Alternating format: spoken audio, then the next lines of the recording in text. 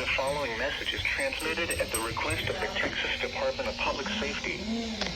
This is a child abduction alert issued by the Texas Amber Alert Network. The Gonzales Police Department is searching for Aaron Macbeth, white male, 12 years old, 4 feet 10 inches tall, 85 pounds, dirty blonde hair, brown eyes, last seen wearing a gray Iron Man shirt, blue jeans, black shoes with stripe on side, and a dark blue ball cap.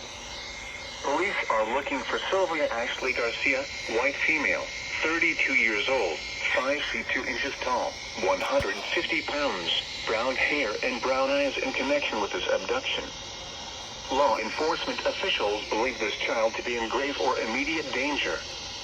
If you have any information regarding this abduction, call the Gonzales Police Department at 8306-728686. News media point of contact is Gonzales, period, at 8306-728686.